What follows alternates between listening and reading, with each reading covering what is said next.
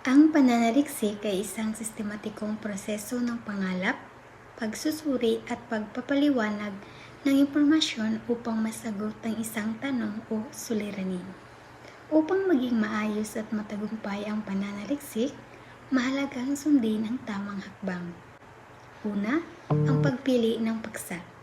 Pumili ng paksa na malinaw, kawili-wili at may sapat na mapagkukunan ng impormasyon. Ikalawa, paglalahad ng layunin. Tinutukoy ang layunin ng pananaliksik upang malinaw kung ano ang nais makamit o matuklasan. Ang pangtatlo ay ang paghahanda ng tentatibong balangkas. Inaayos at pinipili ang mga posibleng sanggunian upang matiyak na may maaasahang impormasyon. Pagbuo ng tentatibong bibliography. Pinipili at ipinatibay ang mga tiyak na sanggunian mula sa listahang ginawa sa paghahanda upang matiyak na maaasahan ng datos. Pangangalap tala o note-taking. Kinukulikta at itinatala ang impormasyon mula sa mga napiling sanggunian. Paghahanda ng final outline. Inihanda ang balangkas upang maging organisado ang daloy ng idea at impormasyon sa pananaliksik. Ang pampito naman, pagsulat ng borador. Sinusulat ang unang draft batay sa balangkas. Inilalatag ang lahat ng idea at datos. Pangwawasto at pagrebisa ng borador. Inireview at inaayos ang borador upang mas malinaw, maayos at wasto ang daloy at wika. Ang panghuli naman, ang pangsyam, pagsulat ng final na pananaliksik. Inilalahad ang buong pananaliksik sa maayos at final na format bilang opisyal. Ang bawat hakbang ay mahalaga upang maging sistematiko, maayos at kapani-paniwala ang pananaliksik. Ang pagsunod ng tamang proseso ay nagreresulta ng malinaw, organisado at makabuluhang pang-aaral. Naiintindihan na ba ninyo ang bawat hakbang sa pananaliksik?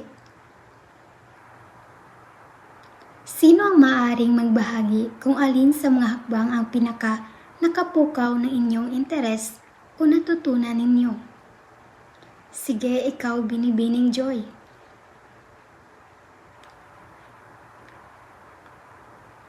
Magaling Binibining Joy.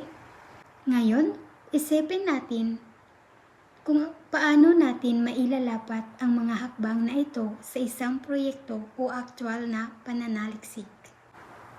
Ngayon, ipapakita natin ang natutunan ninyo sa aralin na ito tungkol sa mga hakbang sa pananaliksik sa simpleng paraan. Hatiin natin ang klase sa mga grupo na may 4 to 5 na miyembro.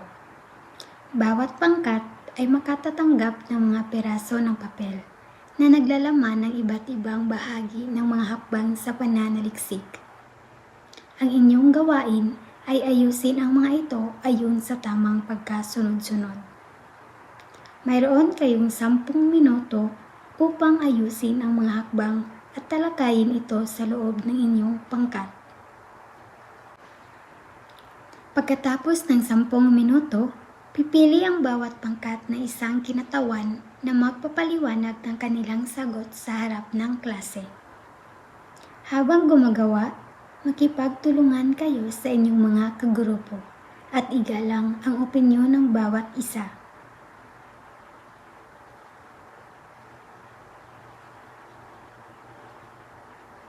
Kung malinaw na ang panuto, maaari na kayong magsimula.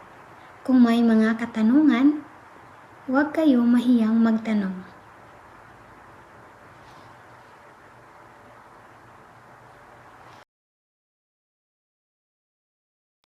Tapos na ang oras. Tapos na ba kayo? Oo, sige, bigyan ko kayo ng 3 minuto. Tapos na ba ang lahat? Pipili ako ng isang pangkat na magpapaliwanag ng kanilang sagot. Tatawagin ko ang pangkat 2 upang ibahagi at ipaliwanag ang kanilang inayos na mga hakbang sa pananaliksik.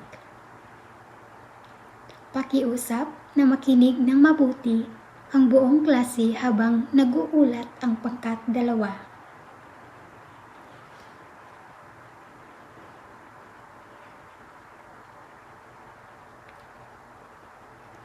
Magaling! Maraming salamat sa malinaw na paliwanag ng pangkat 2. Mayroon bang ibang pangkat na nais magdagdag o magbigay ng komento?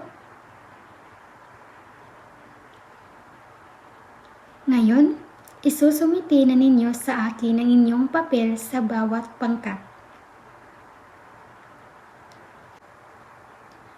Ngayon naman, suriin natin kung gaano ninyo naunawaan ang ating aralin tungkol sa mga hakbang sa pananaliksik.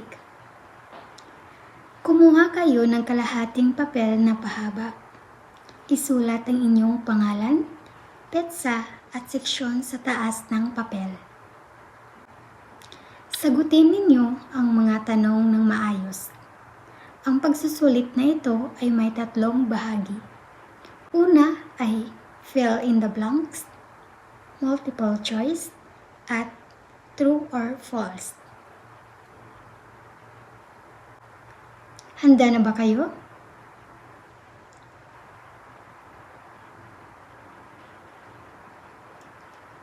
Tumingin lamang kayo sa telebisyon dahil doon na ipapakita ang lahat ng mga katanungan. Sagutan ninyo ito ng maayos, malinaw at may sariling pag-iisip. Maaari na kayong magsimula.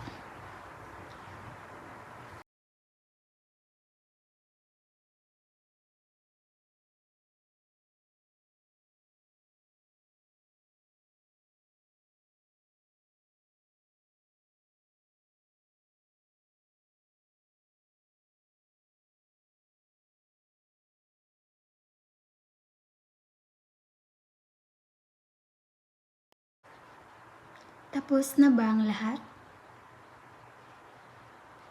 Magpalitan na kayo ng papel para wastuhan natin. Narito ang mga tamang sagot.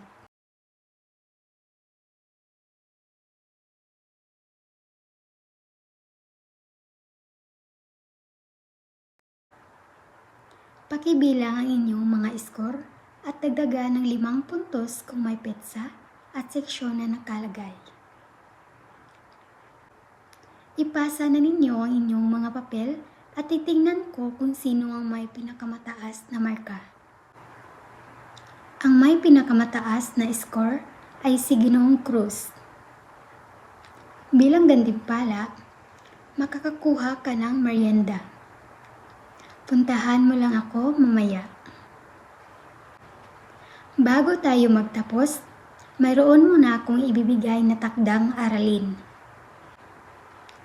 Para sa inyong takdang aralin, bubuo kayo ng pangkat na may 4 hanggang 5 kasapi.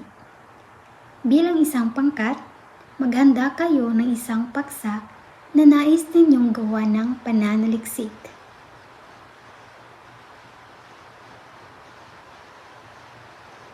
Batay sa napiling paksa, humanap kayo ng kahit isang PDF file tulad ng artikulo o pag-aaral na may kaugnayan sa inyong paksa. Siguraduhing maaasahan at kapani-paniwala ang inyong sanggunian.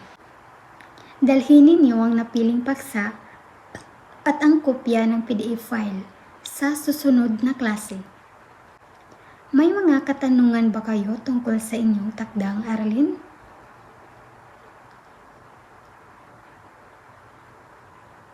Kung ganoon, inaasahan ko ang inyong output sa susunod na klase. Maraming salamat at paalam.